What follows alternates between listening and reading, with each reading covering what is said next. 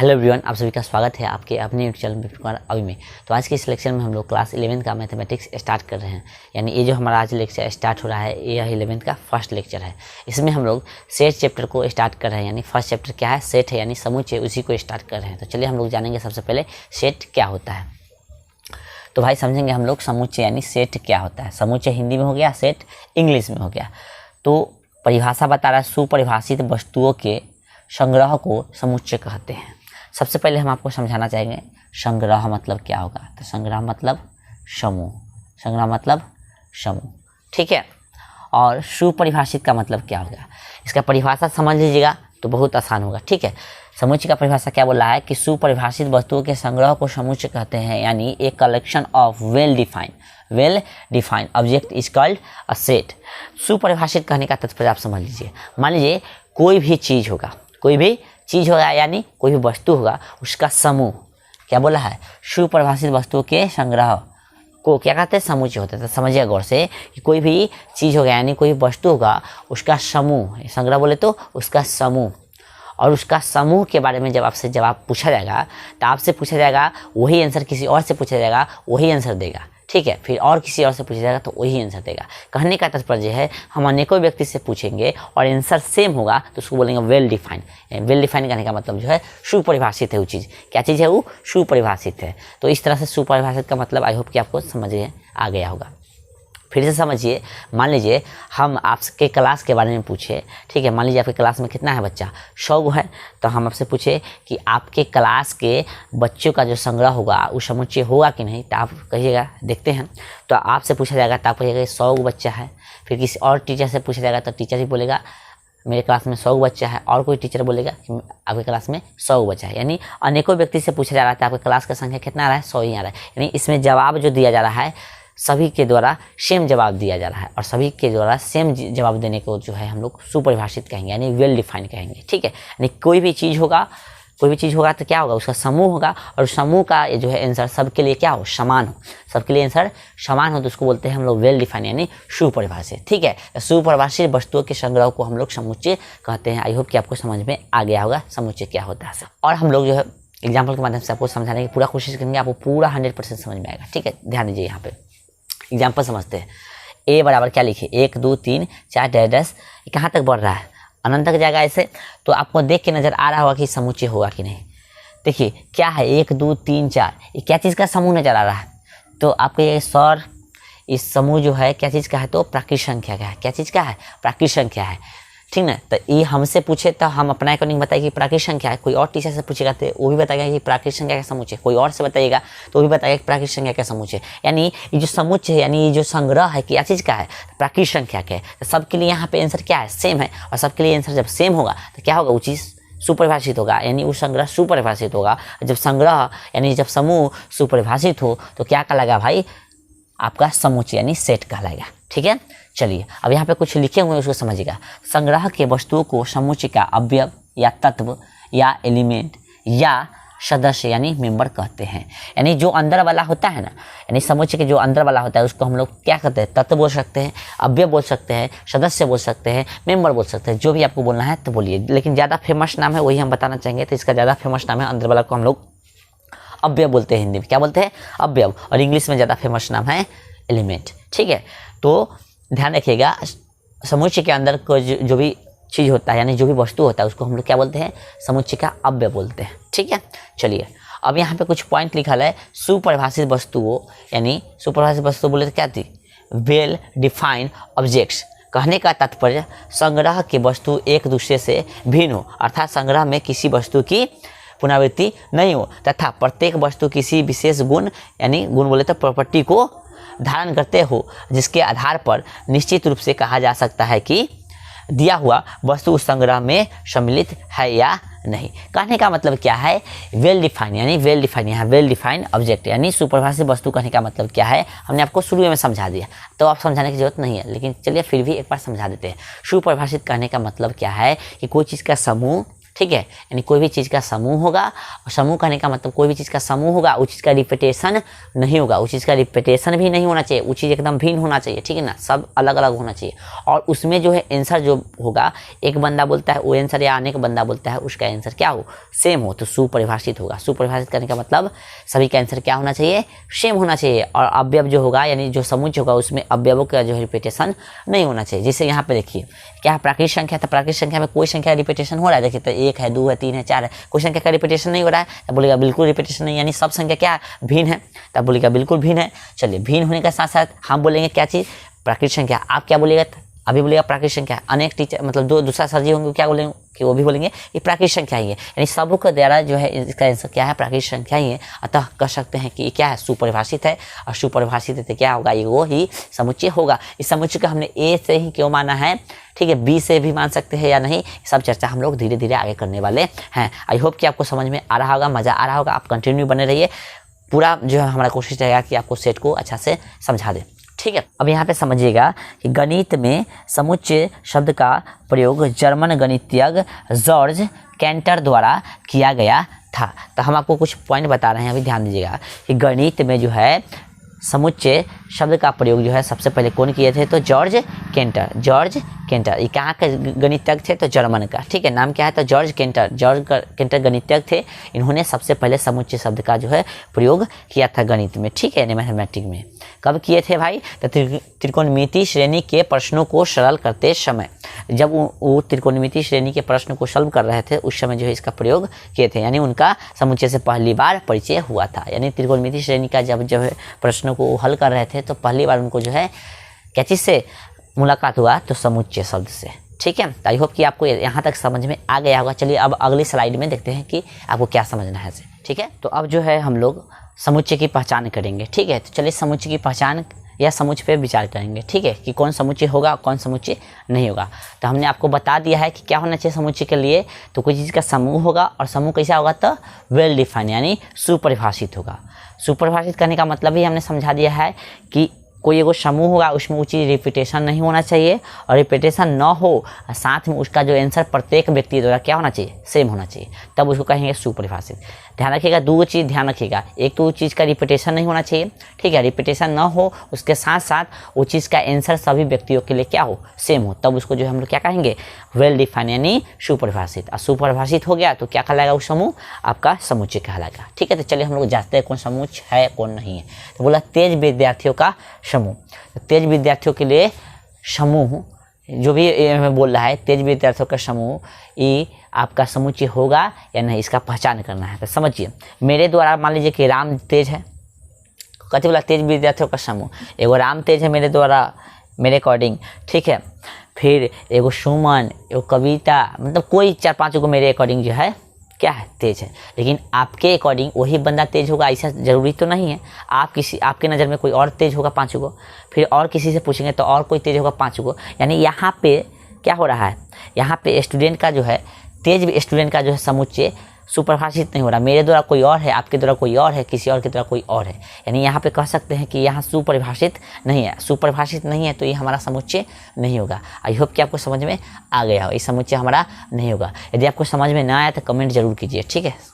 आगे देखिए, मोटे लड़कों का समूह, मोटे लड़कों का समूह, इस समुच्चय होगा कि नहीं, ठीक है। अब मोटा लड़का है भाई, तो मेरे अकॉर्डिंग मान लीजिए कि इतना मोटा है, आपके अकॉर्डिंग इतना मोटा है, किसी और के लिए इतना एक मोटा लड़का है, ठीक है। तो कितना मोटा है, क्वेश्चन उठेगा कितना मोटा है भाई, तो मेरे अकॉर्डिंग इतना मोटा, आपके अकॉर्डिंग इतना मोटा, ठीक ना, किसी और के अकॉर्डिंग इतना मोटा, कितना मोटा है कुछ पता नहीं चला है ना, क्वेश्चन उठेगा कि कितना मोटा भाई, कितना मोटा। तो वेल डिफाइन है नहीं है, यानी वेल डिफाइन नहीं है यानी सुपरिभाषित नहीं है, तो ये भी क्या होगा, आपका समुच्चय नहीं होगा। ध्यान दीजिएगा, क्योंकि मोटे लड़कों का समूह, तो आपके अकॉर्डिंग कुछ और मोटा लड़का का समूह हो सकता है, मेरे अकॉर्डिंग कुछ और मोटा लड़का का समूह हो सकता है, किसी और के अकॉर्डिंग कुछ और मोटा लड़का का समूह हो सकता है। यानी कितना मोटा होगा फिक्स नहीं ना है, और फिक्स नहीं है वो चीज़ का जो है सुपरिभाषित यानी अच्छा ढंग से परिभाषा नहीं मिल रहा है। कोई पूछ देगा कि हमारे अकॉर्डिंग जो है कि मान लीजिए 30 सेंटीमीटर मान लीजिए किसी का कमर होगा तो इतना मोटा होगा,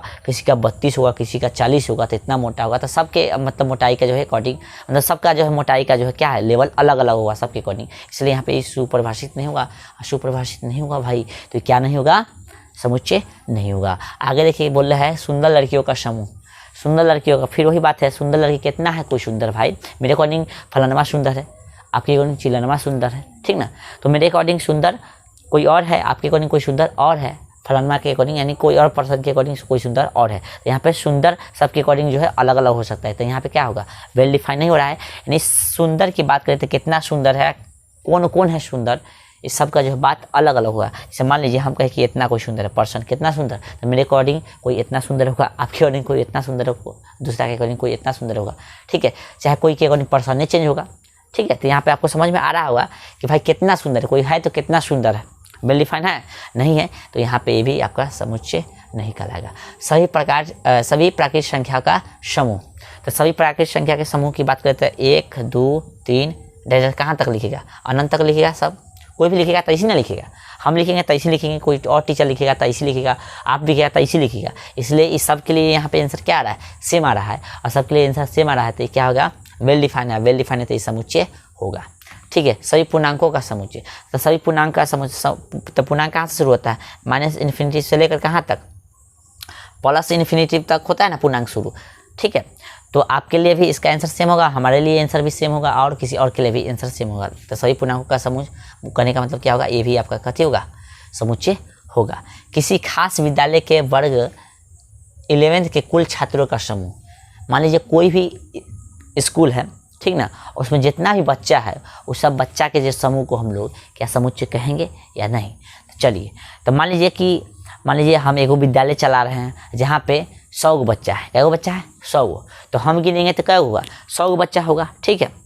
आप गिनेगा तो क्या होगा, 100 गो बच्चा होगा, कोई और गिनेगा तो क्या होगा, 100 गो बच्चा होगा, और कोई भी गिनेगा, जैसे इन्होंने गिनेगा यानी एक बच्चा को 2 बार गिनेगा तो 100 से आंकड़ा क्या होगा, या तो कम हो जाएगा या तो ज़्यादा हो जाएगा। यानी यहाँ पे कह रहे हैं कि हम गिने चाहे कोई और गिने, आंसर क्या आ रहा है, 100 ही आ रहा है, ठीक है। और रिपीटेशन करेगा तो 100 नहीं होगा, तो रिपीटेशन छोड़ दीजिएगा, रिपीटेशन हम लोग समुच्चय में नहीं करते, ध्यान रखिएगा, ठीक है। तो हम गिने चाहे कोई और गिने, आंसर क्या आ रहा है, सेम आ रहा है। किसी विद्यालय में कोई बच्चा 100 है तो हम गिनते हैं तो 100 आ रहा है, कोई और गिनेगा तो 100 आ रहा है, यानी आंसर यहाँ पे सभी द्वारा क्या आ रहा है, सेम आ रहा है। यानी सेम आ रहा है तो क्या चीज़ है, ये वेल डिफाइन है, यानी सुपरिभाषित है, और सुपरिभाषित है तो भाई ये भी आपका समुच्चय होगा। किसी विशेष विद्यालय में शिक्षकों का समूह, कोई भी विद्यालय है, विशेष विद्यालय, ठीक ना, कोई विशेष विद्यालय है उसका, उसमें क्या है, शिक्षकों का समूह। तो मान लीजिए ना, अपने कोई स्कूल का नाम ले लीजिए, उसमें जितना भी शिक्षक हो तो क्या उसको हम लोग नहीं गिन सकते, गिन सकते हैं। तो कोई भी स्कूल ले लीजिए, कोई भी स्कूल में मान लीजिए हम कोई स्कूल में काम कर रहे हैं, तो वहाँ पे शिक्षकों का कथी है, यहाँ बोला किसी विशेष विद्यालय में शिक्षकों का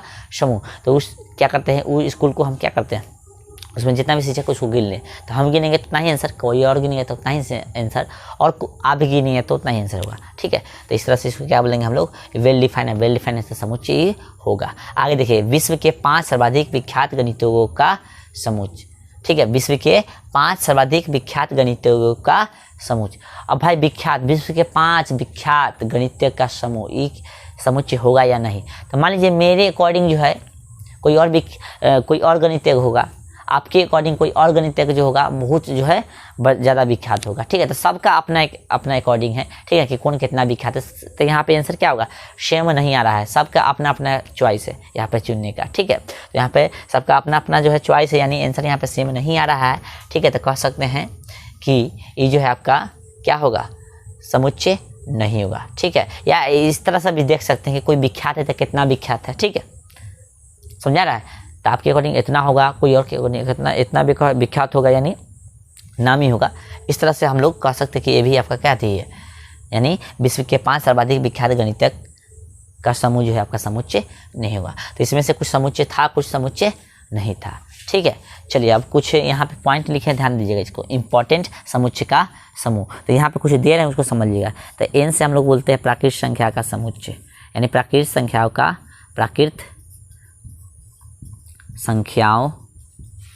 का समुच्चय, ठीक है।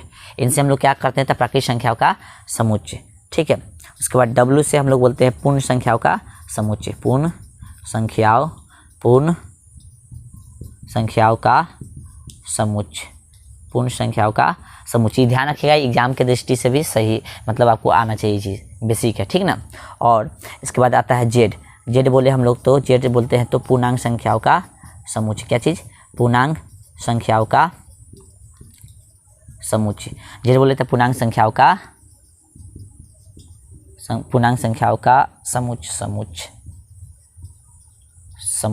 पूर्णांक संख्याओं का समुच्चय। अच्छा जेड बोलिए चाहे आई बोलिए, जेड बोलिए या क्या थी बोलिए आई, जेड या आई बोलिएगा तब क्या हो जाएगा, तब पूर्णांक संख्याओं का समुच्चय। अब बच जाता है कच्ची, अब ले लेते हैं क्यू। क्यू बोले तो कथी, परिमेय संख्याओं का समुच्चय, परिमेय संख्याओं का समुच्चय। ठीक है, क्यू से क्या होगा, था परिमेय संख्या का समुच्चय। ठीक है, फिर बात करें हम लोग आर से, तो आर से बोलेंगे तो क्या हो जाएगा, वास्तविक संख्याओं का समुच्चय, वास्तविक संख्याओं का समुच्चय, वास्तविक संख्याओं का समुच्चय। ठीक है, और किसी में प्लस लगा देंगे, ठीक है, किसी में प्लस लगा देंगे हम लोग तो उस संख्या का धन मान लेंगे। क्या चीज मान लेंगे, धन। जैसे हम एगो बता देते हैं आपको, जैसे देख लीजिए यहाँ पे जेड है, जेड पर प्लस लिख दिए, तो जेड मतलब कथी है, तो पूर्णांक संख्या, तो लिख देंगे धन पूर्णांक संख्याओं का समुच्चय। अब माइनस कर देता ऋण पूर्णांक संख्याओं का समुच्चय। आई होप कि आपको ये पॉइंट समझ में आ गया होगा, क्योंकि आपको यदि संख्या के बारे में आप जानते हैं सही से तो ये पक्का आपको समझ में आ जाएगा। ठीक है, क्योंकि एन से हम लोग प्राकृतिक संख्या को डिनोट करते हैं, डब्ल्यू से पूर्ण संख्या को, आई या जेड से पूर्णांक संख्या को, क्यू से परिमेय संख्या का, आर से वास्तविक संख्या को, और जेड से क्या बोलते हैं, जेड प्लस से धन पूर्णांक संख्या को हम लोग डिनोट करते हैं। तो जिससे जो चीज़ को डिनोट करते थे उसी का वो कथी हो गया समुच्चय हो गया। ठीक है, L4 प्राकृतिक संख्या का समुच्चय, W4 पूर्ण संख्या का समुच्चय, I या Z4 पूर्णांक संख्या का समुच्चय, Q बोले तो परिमेय संख्या का समुच्चय, और R बोले तो वास्तविक संख्या का समुच्चय, और Z प्लस बोले तो धन पूर्णांक संख्याओं का समुच्चय। ये चीज़ आपको आना चाहिए। हमको विश्वास है कि आपको जो है समुच्चय भी समझ में आ गया होगा और ये चीज़ भी समझ में आ गया होगा। चलिए अब अगली स्लाइड देखते हैं। अब जो है हम लोग समुच्चय का निरूपण और इसके अवयव के बारे में जानेंगे। ठीक है, यानी समुच्चय को कैसे रिप्रेजेंट हम लोग कर सकते हैं वो जानेंगे। ठीक है, तो यहाँ पे दिले है representation of a set and it's element, यानी समुच्चय को रिप्रेजेंट करेंगे और उसके साथ साथ अवयव के बारे में जानकारी हम लोग लेंगे। तो दिया हुआ है क्या चीज़, देखिएगा समुच्चय को सामान्यतः अंग्रेजी वर्णमाला के बड़े अक्षरों यानी कैपिटल लेटर्स जैसे ABCZ से सूचित किया जाता है।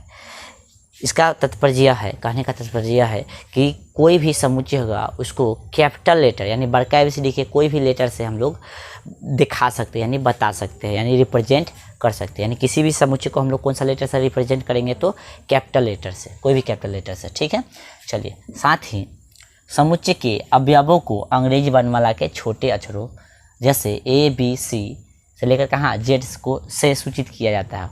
और जो अंदर समुच्चय के जो अंदर लेटर होगा, ठीक है, कहने का मतलब जो समुच्चय के अंदर सदस्य होगा, ठीक ना, मेंबर होगा, एलिमेंट होगा, उसको हम लोग छोटका ABCD से बताते हैं। ठीक है, छोटका ABCD के कोई भी लेटर से बताते हैं।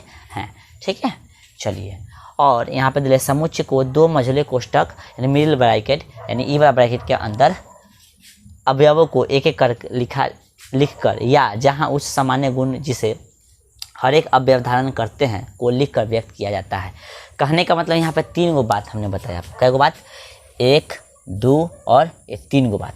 तीनों बात क्या है से समझ लीजिए कि मान लेते हैं कि कोई समुच्चय है तो उसको हम लोग क्या चीज़ से बताएंगे, तो बड़का ABCD के कोई अक्षर से। ठीक है, और अंदर वाला जो भी सदस्य होगा उसको हम लोग छोटका ABCD से बताना पड़ेगा यदि ABCD वाला अक्षर लिखाएगा तो। ठीक है, और जो भी सदस्य जो अंदर ब्रैकेट के अंदर होगा तो कौन सा ब्रैकेट के अंदर होगा, था मझला ब्रैकेट। ठीक है, जैसे यहाँ पे देखिए मेरे पास जगह नहीं है तो यहाँ पे लिख रहे हैं, समझिएगा यहाँ पे A बराबर मान लेते हैं, A बराबर कुछ समुच्चय मान लेते हैं, तो कौन सा ब्रैकेट देंगे भाई, तो मझला ब्रैकेट देना पड़ेगा, जैसे ABCD।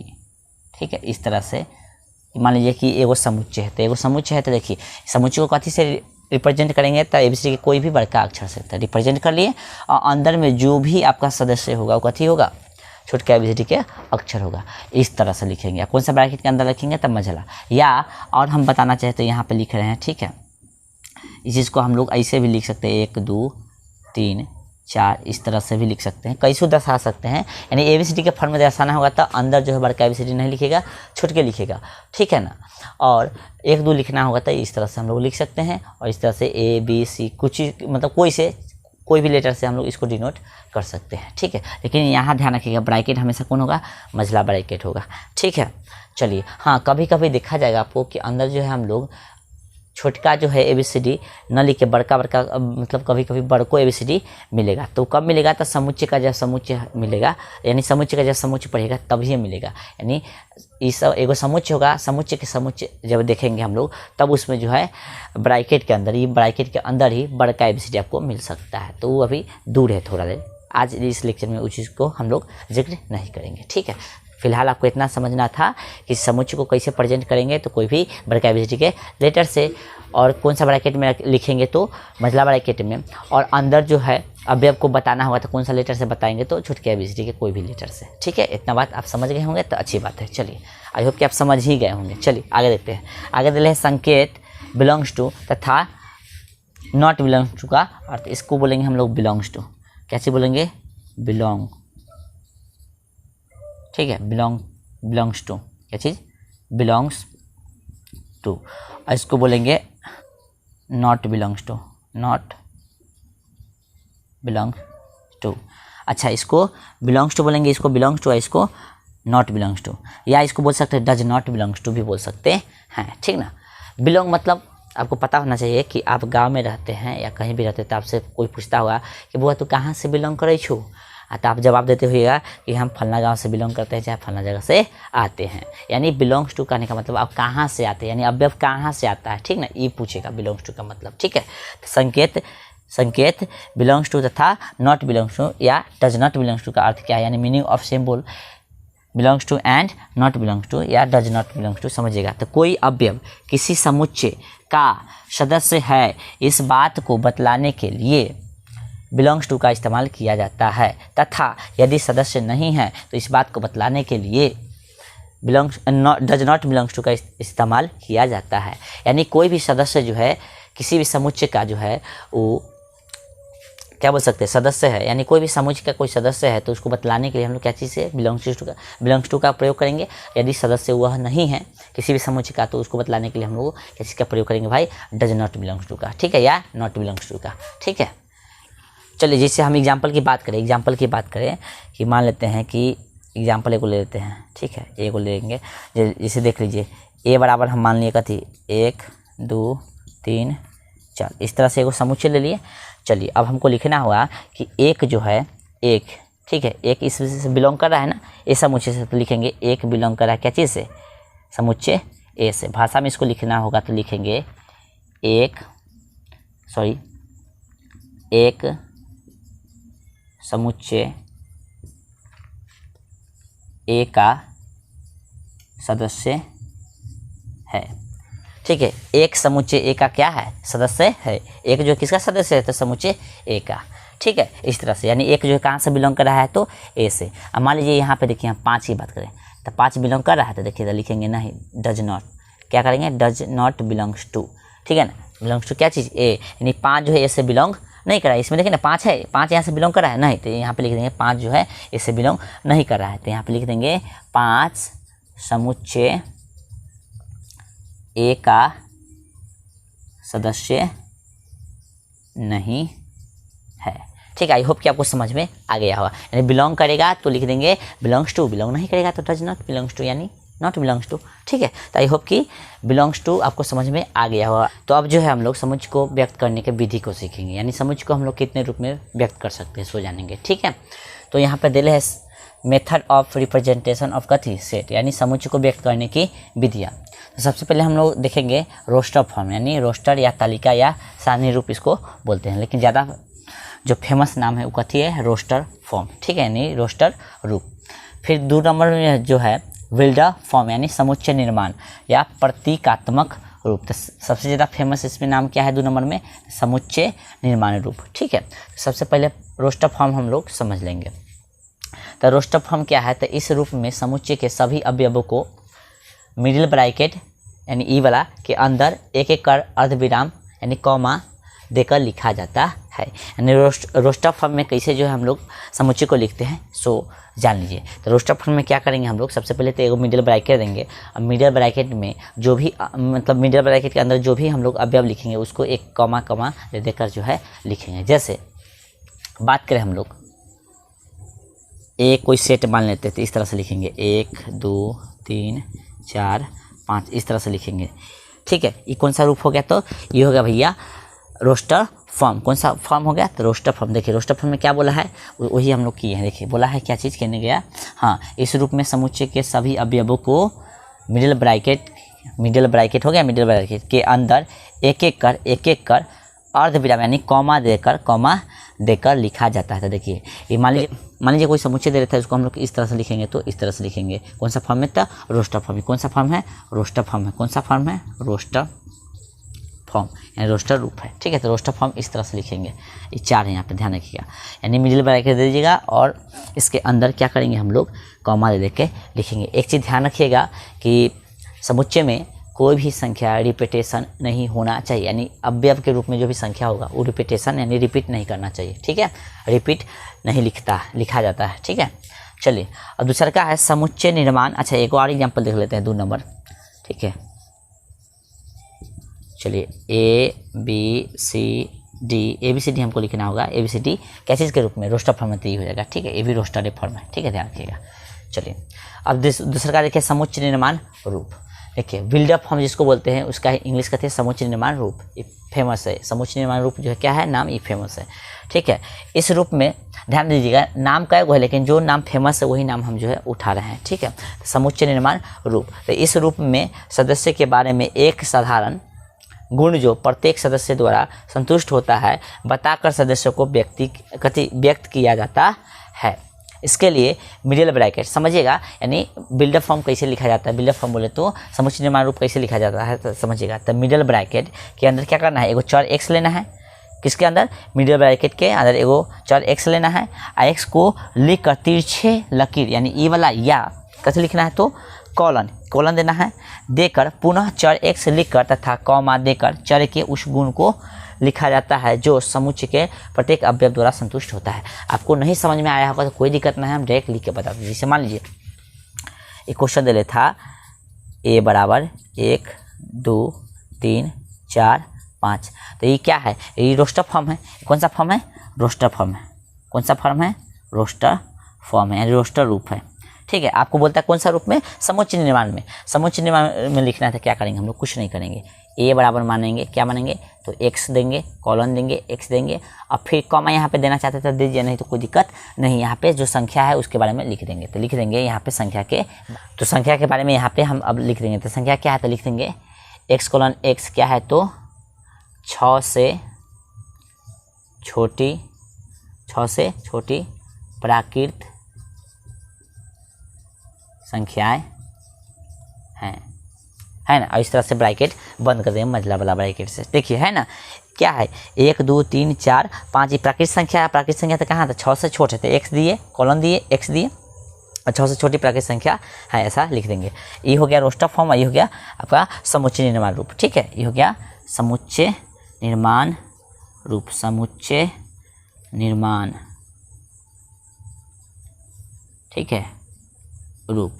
आई होप कि आपको समझ में आ गया होगा। ठीक है, चलिए और समझना चाहे तो इस तरह से और हम लोग समझ सकते हैं। ठीक है, इस तरह से चलिए हम नीचे लिख के दिखा देते हैं। ठीक है, नीचे नहीं तो चलिए इधर लिख देते हैं, इधर लिख देते हैं। इससे मान लीजिए ए दे दिया, ए ई ठीक है comma O A E I O you, इस तरह से हो गया। ये कौन सा रूप दिले है तो ये दिले है आपका रोस्टर फॉर्म दिले है। हमको कथी में लिखना है तो बिल्डअप फॉर्म बोले तो समुच्चय निर्माण रूप लिखना है। तो इसको क्या लिखेंगे? इस तरह से लिखेंगे, x लिखेंगे, कॉलन देंगे, x लिख देंगे, x लिखने के बाद क्या देंगे कॉलन, फिर लिख देंगे x और ये जो संख्या का गुण है वो लिख देंगे। संख्या क्या है तो एगो फॉवेल संख्या है ना, तो लिख देंगे यहाँ अंग्रेजी वर्णमाला, अंग्रेजी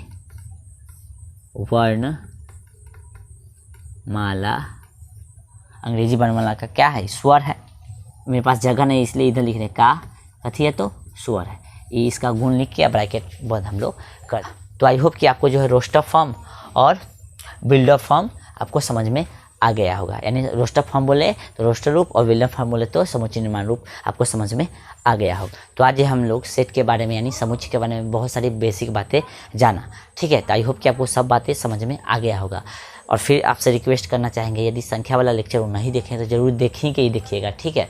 यदि आप ये लेक्चर देख लिए हैं तो जाके उसको पहले देख लीजिए, फिर से एक बार इसको देखिए, ठीक है, और ज़्यादा समझ में आएगा, ठीक है। हमने अपना कोशिश किया कि आपको पूरा बेस्ट तरीके से समझाएं। आई होप कि आपको समझ में भी आया होगा।